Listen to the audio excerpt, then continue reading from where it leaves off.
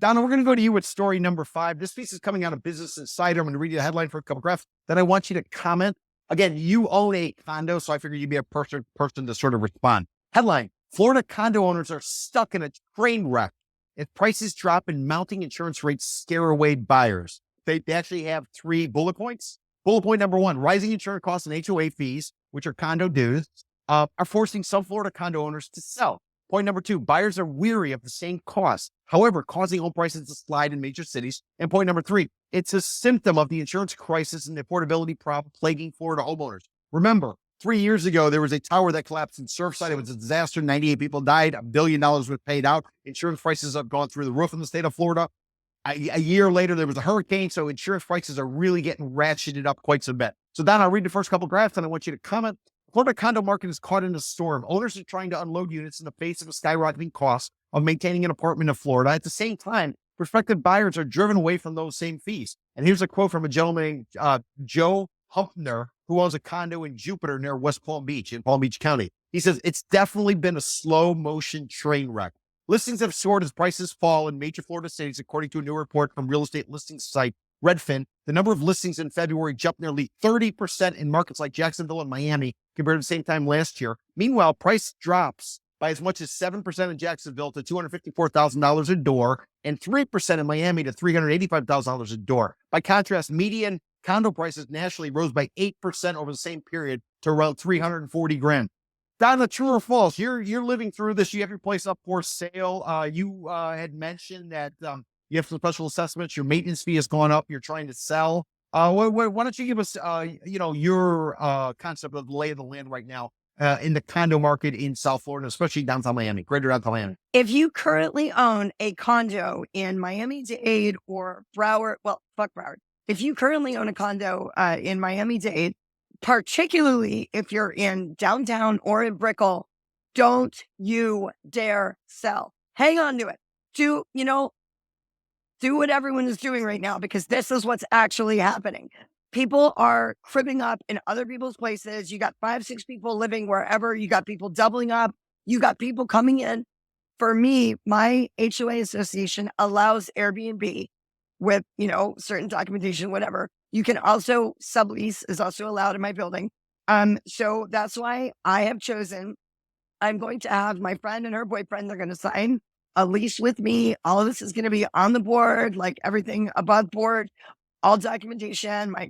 They are going to sign off on it, and they're going to pay me to live here I'm going to do 6 months. And while I'm up north, like dealing with, my mom and stuff like that, but I'm not going to sell my property. So do whatever you can to hold on to your property.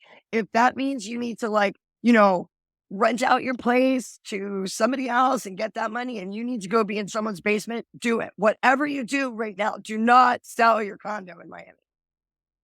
Donna, last season, I made the argument that it was actually cheaper to rent than to own based on the insurance fees, HOA, things like that. What's your take on it? Is it better to own or is it better to rent right now if you want to live in greater downtown Miami? They both suck. Try. And the other thing, and obviously, you'll edit this if you want to, but like when I told you that I was looking around, so I bought this place in July of 21. You're like, loft 1. Oh God, you don't want to go there. I bought this place in July of 21 for $215,000. And right now, based on the comps, that's why I listed it for $380,000. So if I had been able to get out of here like 4 months ago, it would have sold in a second. But now the market's whatever it is. So is it better to rent, or the rent in Miami is crazy? I think I say probably buying right now would be better, because you can argue. You have somebody coming in now, they have a better leg to stand on. My advice to anyone right now trying to rent or buy in Miami, just know the laws, read everything, and do your own due diligence. Do not rely on your realtor. You have a brain. It's your money. You earned it, or someone gave it to you because it's Miami. Just do your own due diligence. Just do your own due diligence. And Donna, you made reference to it earlier in the podcast, but we're going to break up the podcast in segments. Ballpark, what was your maintenance fee when you first got into the building, and what is it now? Just so people can get a sense of how much this insurance crisis is having an effect on individual unit owners. Oh, sure. So I believe it was super low. Like it was one of the lowest. It was like $525 a month. Or maybe it was like $525. And then I think it went up to like, so July 21 is when I bought. So it started out like $525 a month.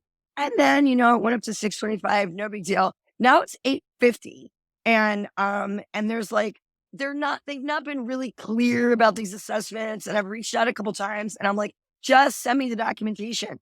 And I know for it, I swear to God, it all goes back to Surfside. This building, Loft 1, has hella mad issues with the watering system, like the plumbing of the building. And what they're really trying to do is change it all up. They need like $35,000 to like fix the air conditioning and all this shit.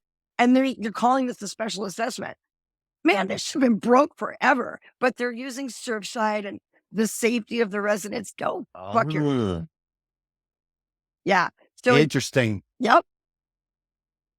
So no good politician lets a crisis go by without taking advantage of it, is what you're saying. No, they could have done this before. What's a good politician? That's a good point. A good politician. Jean, let me ask you. So Donna laid out her scenario. You currently are renting, correct? Right. Yeah. Okay. I would never buy. What would it take you to get off the fence, the perch, and buy a condo in Miami? Because I think you're renting in a building which is actually a condominium, but you're renting it from someone who owns it, correct? It is. Yeah. Okay. So how does the market get you off the perch and get you to take out a unit like Donna's unit?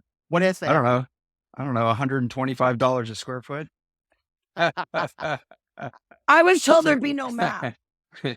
2009, 2008 pricing, maybe. For God's sake. The problem is that it's HOA fees are a total wild card. Like there is no certainty as to how much you're going to have to pay in HOA fees and special assessments. And that goes for taxes and insurance, common area maintenance, broken pools. Like there's no certainty as to how much you're going to pay. I mean, Donna could be paying $800, $850 now. Hey, maybe next year it's going to be $1,200. Hey, but you know what? $1,800. Hey, but you know what? I also purchased this outright in cash for $215 in July of 21. So all of a sudden my ROI is going to be on point as fuck. So really the only thing I'm paying every month is my HOA fees. So, but if it goes way up, I mean, what if your HOA oh my fees God, double? have you ever owned? Because you're like, no, I would never own the girl I rent. Dude, do you understand? Yeah. Like who gives a hairy ass rat fuck? Like okay, so the market's weird right now or whatever. Okay, so let's say the 6 months gets up or whatever, and I've got my friends in here for 6 months. And then come like May or June, when the market like probably stabilizes a little bit more, let's say that who cares if it falls to 350? That's still an ROI from 215. So hello, and then it's cash money in my pocket. So what are you doing with rent? Is that where you get all your money and you just pull it out of your pocket and you flush it down the toilet? Fuck renting. I've rented my whole life. Except insurance, for a couple times. I don't have to worry about it. Taxes, I don't have to worry about it. Oh, for God's sake, you're wrong. Monthly maintenance fees. Peter, how much longer is this going to last? Washer breaks, don't have to worry about it.